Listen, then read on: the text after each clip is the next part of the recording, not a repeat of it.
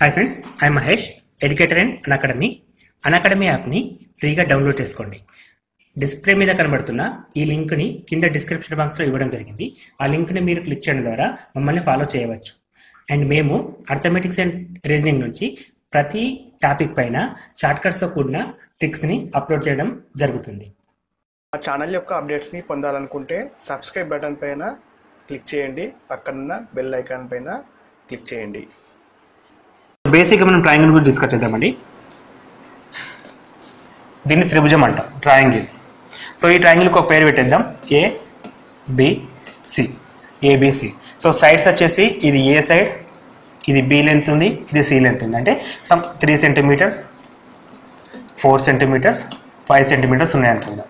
So ఈ త్రిభుజానికి 3 భుజాలు ఉంటాయి, వాటిని సైడ్స్ అంటాం. సో డిఫరెంట్ యాంగిల్స్ ఉన్నాయి ఇక్కడ మనకి. సో మనకు అడిగే బేసిక్ క్వశ్చన్ వచ్చేసి ఫస్ట్ వైశాల్యం, area of triangle equal to under root S into S minus A into S minus B into S minus C. And ఇక్కడ ఎస్ అంటే A plus B plus C by 2, A plus B plus C by 2. So ఇక్కడ మనకు 3 values ఇచ్చాడు కదండి. S value find out చేద్దాం. First S equal to 3 plus 4 plus 5 by 2, 3 plus 4, 7, 7 plus 5, 12 by 2, which is equal to 6. So, ఈ values అన్ని ఇక్కడ substitute చేసుకుంటే under root 6 into 6 minus 3 into 6 minus 4 into 6 minus 5. So, under root 6 into 3 into 2 into 1. So, 6 into 3 into 2 into 1 అంటే 6 వస్తుంది. 6 అంటే 6 square అవుతుంది, which means 6 units అండి. So 6 centimetre square అవడం జరుగుతుంది. సో ఓవరాల్గా దీని ఏరియా వచ్చేసి మనకి 6 సెంటీమీటర్ స్క్వేర్. ఇది బేసిక్ మెథడ్ అండి. ఇది బేసిక్ మెథడ్ అంటే 3 భుజాలు డిఫరెంట్గా ఉన్నప్పుడు మనం వైశాల్యం కనుక్కోవాలంటే దాని ఏరియా ఫైండ్ అవుట్ చేయాలంటే under root of S into S minus A into S minus B into S minus C formula వాడతాం.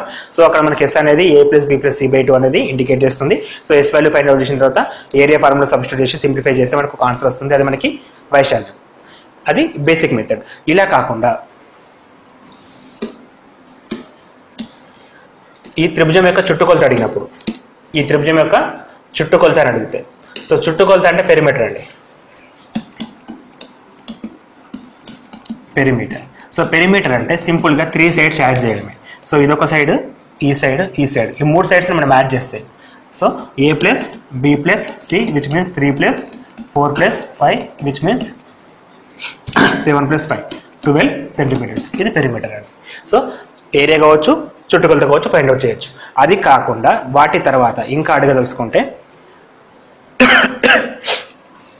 ఇదొక ఈక్విలేటర్ ట్రయాంగిల్ అయితే, ఈక్విలేటర్ అంటే 3 భుజాలు సమానంగా ఉండాలి. ఈ ఎగ్జాంపుల్ కాకుండా 3 భుజాలు సమానంగా ఉంటాయి. ఈ త్రిభుజంలో 3 భుజాలు సమానంగా ఉండాలి అంటే ఫర్ ఎగ్జాంపుల్ ఇక్కడ 3 ఉంటే ఇక్కడ కూడా 3 ఉండాలి, ఇక్కడ కూడా 3 ఉండాలి. సో దాన్ని మనం ఈక్విలేటర్ ట్రయాంగిల్ అంటాం. సో 3 భుజాలు సమానం ఉంటే దాన్ని ఈక్విలేటర్ ట్రయాంగిల్ అంటాం. సో ఇక్కడ ఫార్ములా ఏ విధంగా కన్వర్ట్ అవుతుందో చూద్దాం. దీనికి ఏరియా కూడా ఉంటుందండి. ఈక్విలేటర్ ట్రయాంగిల్కి ఏరియా, బేసిక్ ఏరియా వచ్చేసి ఫస్ట్ ఎగ్జాంపుల్ మనం రాసుకున్నప్పుడు ఏం రాసుకున్నామంటే ఏరియా డెఫినేషన్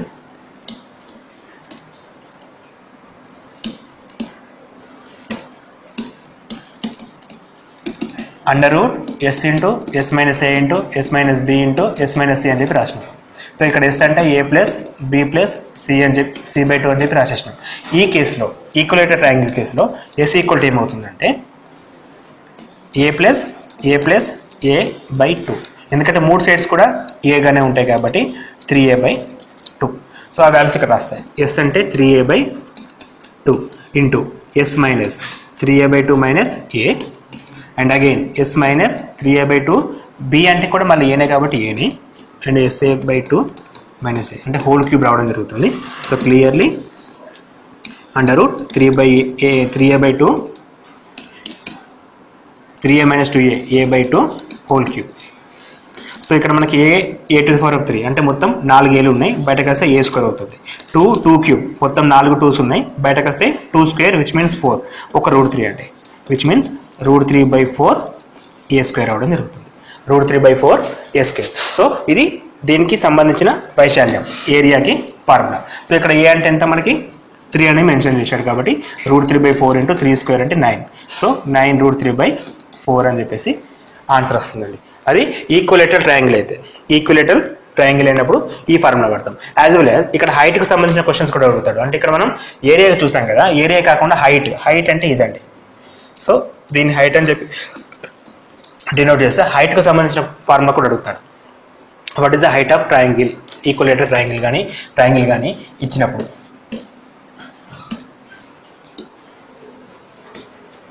సో హైట్ పైన క్వశ్చన్స్ అడిగితే ఈ విధంగా చేయాలి.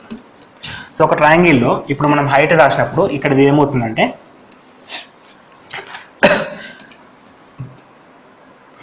లంబకోణ త్రిభుజం వస్తుందండి. ఇక్కడ ఒక మనకి లంబకోణ త్రిభుజం ఏర్పడుతుంది. సో ఒక లంబకోణ త్రిభుజం ఏర్పడినప్పుడు బై ద పైథాగరస్ థీరం నుంచి మనం కర్ణము స్క్వేర్ ఈక్వల్ టు భుజము స్క్వేర్ ప్లస్ భుజము స్క్వేర్ అని చెప్పి రాసుకోవచ్చు. అంటే hypotenuse square equal to adjacent square plus opposite square అని చెప్పి రాయొచ్చు. ఇక్కడ కర్ణము స్క్వేర్ అంటే ఆపోజిట్ సైడ్ అండి. ఆపోజిట్ సైడ్ వచ్చి మనకి ఎంత ఉందంటే ఇక్కడ ఏ అని చెప్పి తీసుకున్నాం, ఏ యూనిట్స్. సో 3 సైడ్స్ ఏ కాబట్టి ఏ స్క్వేర్ ఈక్వల్ టు భుజము square. So 1 side and 1 side అంటే ఇదండి. సో ఇది మనకు తెలియదు కాబట్టి దీన్ని హెచ్ స్క్వేర్ అంటున్నాం. హెచ్ ఫైండ్ అవుట్ చేయాలి. ప్లస్ ఇంకొక భుజము అంటే కిందిదండి. ఈ మొత్తం ఏ ఉంటే ఇది ఏమవుతుంది, a/2 ఉంటుంది. a/2 whole square which means A square equal to H square plus A square by 4. H square equal to A square minus A square by 4 which is equal to 3a square by 4. ఇప్పుడు H equal to √3 into a/2. So ఈ విధంగా equilateral ట్రయాంగిల్కి వచ్చేసరికి మారిపోతాయి. Equilateral triangle area formula equal to √3/4 into A square and height equal to √3/2 into A. ఈ రెండు కూడా important అండి. ఇది కామన్ ఒక త్రిభుజం గురించి డిస్కస్ చేసినప్పుడు మనకు వచ్చే regular topics and but questions అండి. సో ఏరియా అడగచ్చు, హైట్ ఆఫ్ ది సైడ్ అడగచ్చు. అండ్ ఇప్పుడు దీని నుంచి ఇంకో ఏరియా ఫార్ములా కూడా ఫైండ్ అవుట్ చేయొచ్చు. Area equal to 1/2 base into height అని చెప్పి రాయొచ్చు. సో 1/2 బేస్ ఇంటూ హైట్ అంటే ఏరియా ఈక్వల్ టు 1/2 బేస్ అంటే మనం ఏ తీసుకుంటున్నాం, హైట్ అంటే హెచ్ తీసుకుంటున్నాం. So area equal to 1/2 A into H కూడా చేయొచ్చు. ఇంతకుముందు మనం పెద్ద ఫార్ములా యూజ్ చేసినాం అంటే √(s × s) సంథింగ్. అది ఎప్పుడైతే ఈక్వలేటర్ ట్రయాంగిల్ అవుతుందో లేదా ఇక్కడ ఒక లంబకోణ త్రిభుజం వస్తుందో ఈ టైంలో మనం దీన్ని యూజ్ చేయొచ్చు. అంటే మనకి ఒక రైట్ యాంగిల్ ట్రయాంగిల్లో ఏరియా వచ్చేసి 1/2 base into height. So complete త్రిభుజానికి కూడా అదే వర్తిస్తుంది కాబట్టి మనం 1/2 బేస్ ఇంటూ హైట్ అని చెప్పేసి ఫార్ములా యూజ్ చేయడం ద్వారా కూడా దాన్ని కన్వర్ట్ చేసుకోవచ్చు.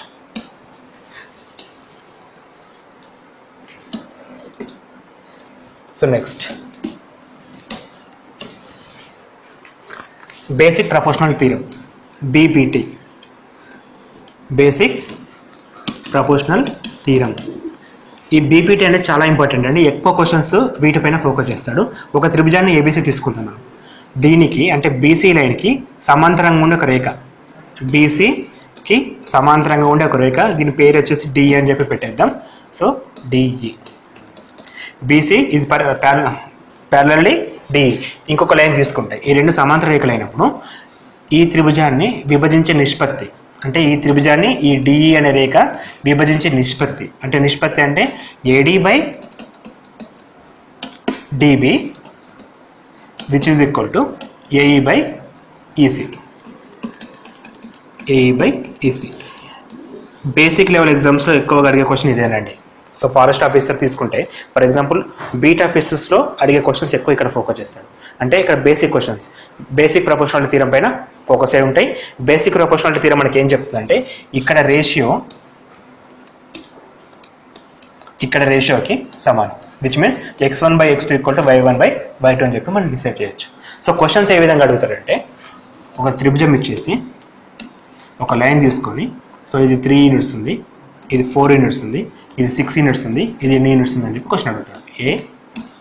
ABCDE అనే క్వశ్చన్స్ అడుగుతూ ఉంటాడు. సో అప్పుడు మనకి AD/బై the basic proportional theorem AD అంటే 3 అండి, 3/DB 4 ఈక్వల్ టు AE 6/, తెలియని వాల్యూ x అనుకుంటే cross multiplication 3 × x 3x equal to 6 × 4 3 1s 3 2s which means 8 అండి. సో ఇక్కడ ఆన్సర్ ఎంత వస్తుంది 8. అంటే ఈ నిష్పత్తి అనేది డిపెండ్ అవుతుంది. దాన్ని మనం బేసిక్ ప్రపోర్షనల్ థీరం అని చెప్పి అంటాం. బేసిక్ ప్రపోర్షనల్ థీరం అంటే ఈ ఒక త్రిభుజంలో ఒక ప్యారలల్ లైన్ అనేది మిగిలిన రెండు భుజాలని సమాన నిష్పత్తిలో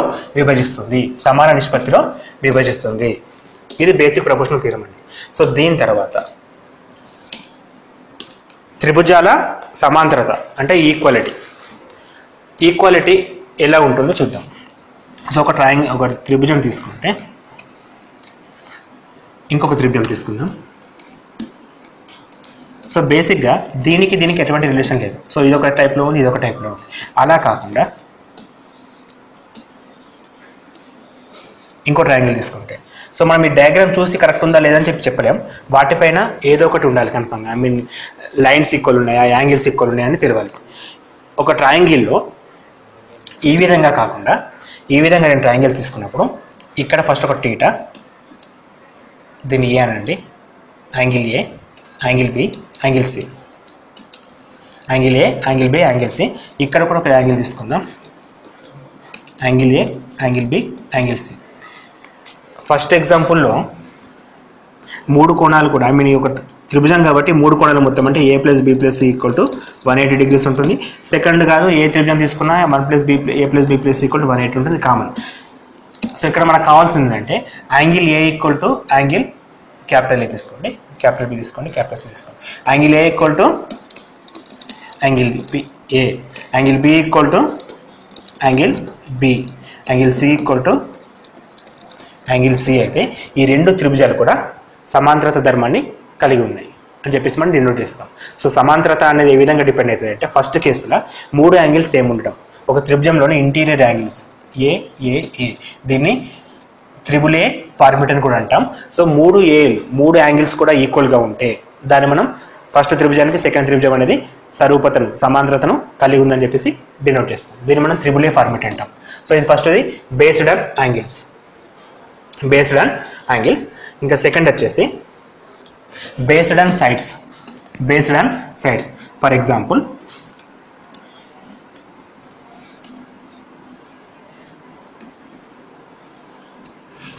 సో ఇక్కడ ఇది 3 సెంటీమీటర్స్, 4 సెంటీమీటర్స్, 5 సెంటీమీటర్స్. ఇక్కడ ఇది 9 సెంటీమీటర్స్, 12 సెంటీమీటర్స్, 15 సెంటీమీటర్స్ ఉందనుకుందాం. సో ఇక్కడ రేషియో తీసుకుంటే వీటి రేషియో ఎంత 3/4. అది మొత్తం ప్రపోర్షనల్ తీసుకుంటే 3:4:5, 3:4:5. ఇక్కడ ప్రపోర్షనల్ నిష్పత్తి ఏమవుతుంది 9:12:15. సో దీన్ని మనం క్యాన్సిల్ చేయొచ్చు కాబట్టి 3:4:5 అని చెప్పి తీసుకోవచ్చు. సో ఎప్పుడైతే 3 భుజాలు కనుక ఒకే నిష్పత్తిలో ఉంటే వాటిని కూడా మనం ఈక్వల్ ట్రయాంగిల్స్ అని చెప్పి అంటాం. సో 2 త్రిభుజాల మధ్యలో సారూప్యత ఉందని చెప్పేసి డినోట్ చేస్తుంది. సో ఎప్పుడైతే 3 భుజాలు సమానమైనప్పుడు లేదా 3 కోణాలు సమానమైనప్పుడు దీన్ని సైడ్ ప్రాపర్టీ అంటాం. దీన్ని యాంగిల్ ప్రాపర్టీ అంటాం. సో ఏ సైడ్ ప్రాపర్టీ అని చెప్పి డినోట్ చేస్తాం. సో 3 యాంగిల్స్ సమానం ఉన్నా ఓకే, 3 సైడ్స్ సమానం ఉన్నా ఓకే. సో మనం 2 త్రిభుజాల సారూప్యతని రెండు విధాలుగా చెప్పొచ్చు. ఇంకొక విధంగా కూడా ఉంటుంది, అది కూడా డిస్కస్ చేద్దాం. సో ఇక్కడ మనకి క్వశ్చన్స్ అడిగే విధానం ఏ విధంగా ఉంటుందంటే ఇక్కడ వాల్యూ ఇచ్చేస్తాడు. సో ఇక్కడ అన్నోన్ వాల్యూ ఎక్స్ అని పెట్టేస్తాడు. సపోజ్ ఫస్ట్ ట్రయాంగిల్ సెకండ్ ట్రయాంగిల్కి ఈక్వల్ ట్రయాంగిల్ అయితే ఎక్స్ వాల్యూ ఎంత? సో అప్పుడు మనం రేషియో తీసుకోవాలి.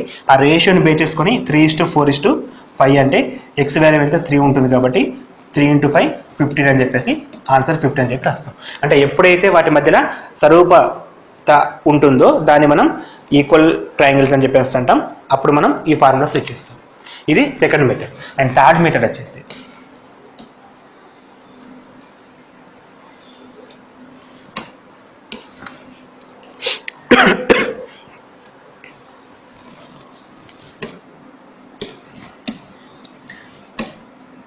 ఒక ట్రయాంగిల్ తీసుకుందాం,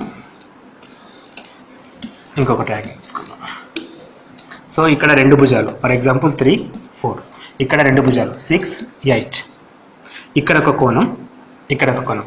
ఇక్కడ సపోజ్ 60 degrees ఉందంటే ఇక్కడ కూడా 60 degrees ఉంటే and wheat ratio 3/4 = 3:4 and wheat ratio 6/8 again 3:4. ఎప్పుడైతే ఈ రేషియోలు సమానంగా ఉండి మరియు కోణాలు సమానంగా ఉంటాయో అప్పుడు ఈ 2 త్రిభుజాలు కూడా సారూప్యత ధర్మాన్ని కలిగి ఉన్నట్టే.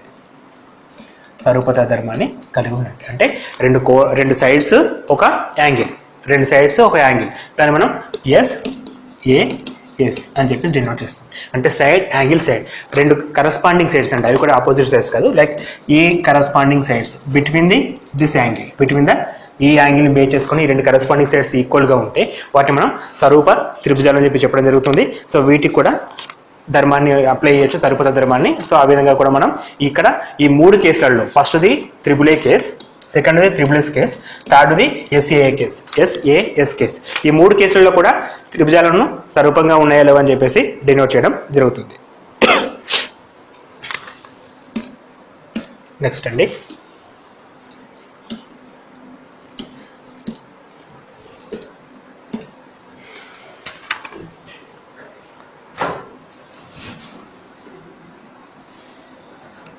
ఒక త్రిభుజంలో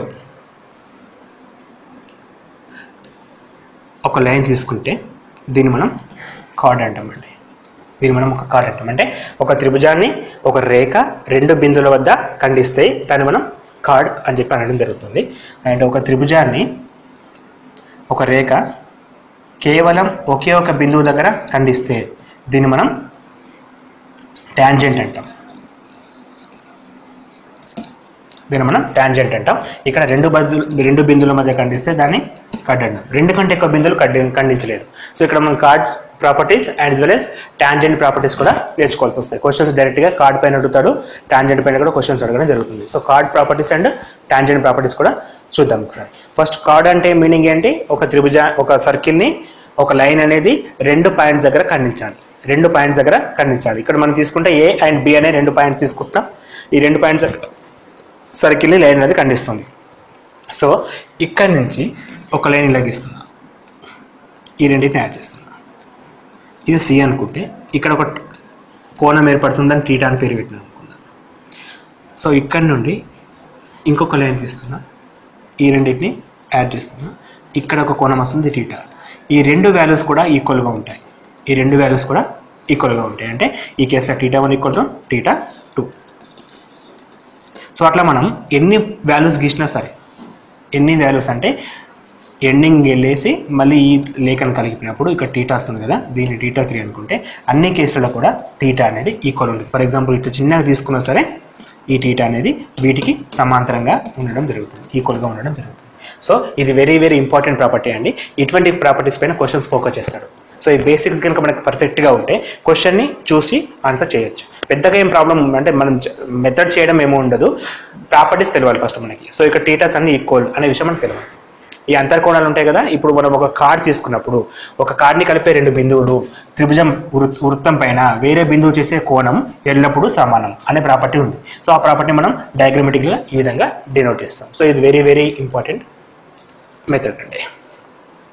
సో ఇలా కాకుండా ఒక వృత్తంలో ఇది మనం టాంజెంట్ ఇప్పుడు డినోట్ చేసినాం కదా. సో టాంజెంట్ గురించి కొంచెం డిలే, వాటి గురించి తర్వాత చదువుతాం.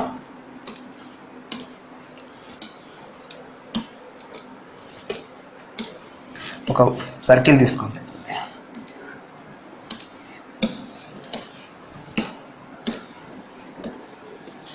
ఒక సర్కిల్ తీసుకున్నట్టయితే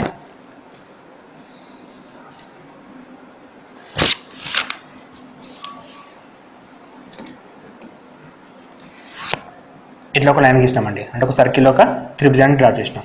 ఇక్కడ ఒక టీటా ఏర్పడ్డది అనుకుందాం. సో అదేవిధంగా ఇంకొక లైన్ తీసుకుందాం. ఇక్కడ ఒక కోణం ఉంటుంది. సో ఇది కనుక బైసెక్టార్ లైన్ అయినప్పుడు, ఇది ఒక లంబ కోణం అయితే ఈ 2 టీటా వాల్యూస్ ఈ టీటా వాల్యూకి సమానం. ఫర్ ఎగ్జాంపుల్ ఇక్కడ టీటా 60 ఉందంటే ఇక్కడ ఈ టోటల్ అనేది 120 ఉంటుంది. అంటే ఇది 60 ఇది 60 ఉంటుంది. ఇది very very important property. So మనం ఒక త్రిభుజంలో ఇంకొక త్రిభుజాన్ని డ్రా చేసినప్పుడు, ఒక త్రిభుజం లోపల ఇంకో త్రిభుజాన్ని డ్రా చేసినప్పుడు ఈ కోణం ఎంత ఉంటుందో ఇక్కడ x ఉంటే ఇది 2x ఉంటుంది మొత్తం. సో అలా కూడా ఇండివిజువల్గా ఇది x పార్ట్, ఇది x పార్ట్. సో ఓవరాల్గా మొత్తం మనకి 2x రావడం జరుగుతుంది. ఇది very very important property. So ఇక్కడ మనం ఇక్కడ 60 తీసుకుంటే ఇది 120 తీసుకోవచ్చు. ఈ క్వశ్చన్స్ కూడా చాలా అడుగుతున్నాడండి ఎగ్జామ్లో. అక్కడ 60 ఉంటే ఇది కూడా 120 ఉండడం జరుగుతుంది.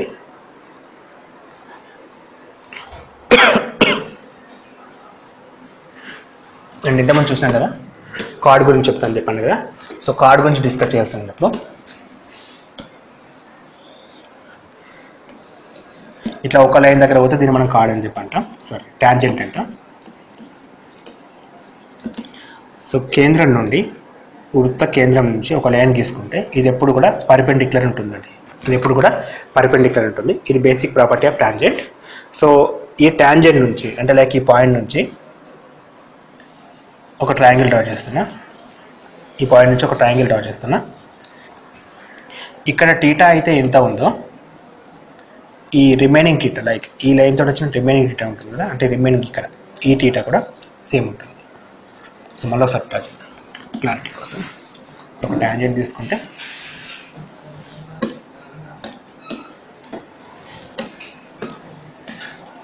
ఒక వృత్తానికి ఒక బిందువు దగ్గర ఖండిస్తే దీన్ని మనం ట్యాంజెంట్ అంటాం.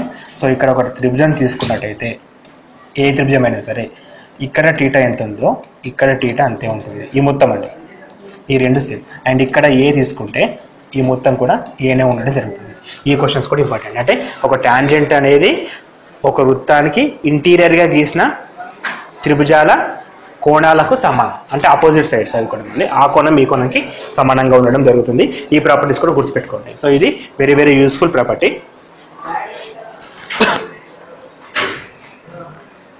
నెక్స్ట్ అంతర్కో.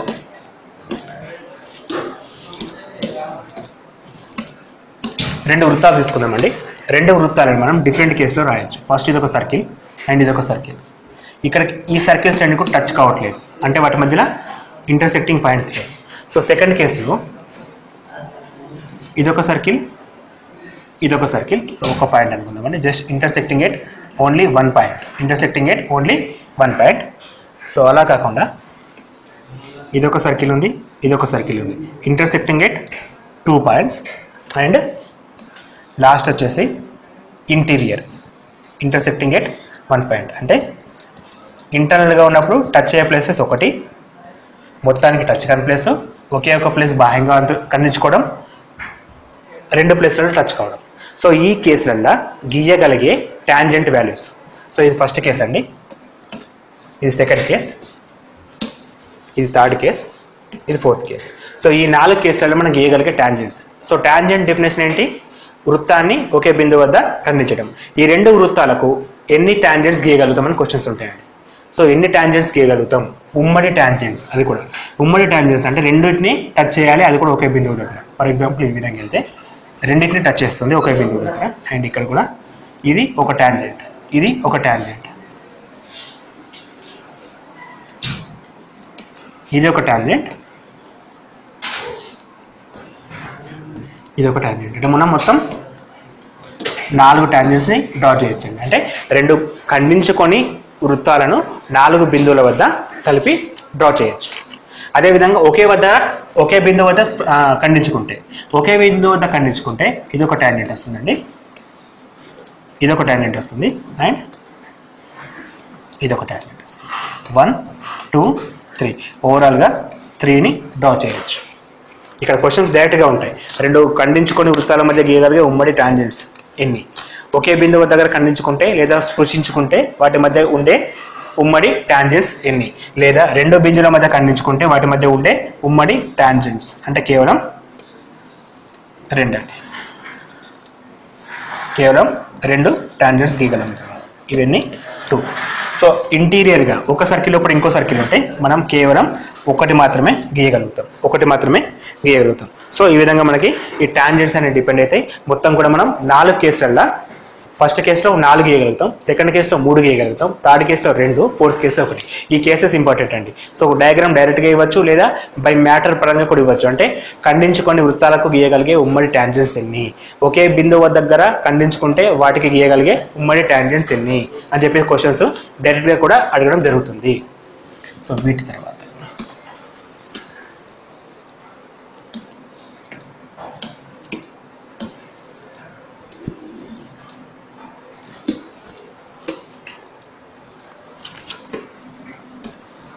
పాలిగన్స్ అంటే బహుభుజులు.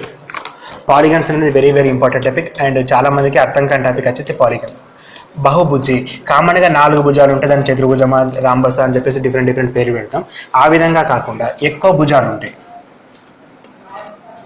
ఇదొక బహుభుజి.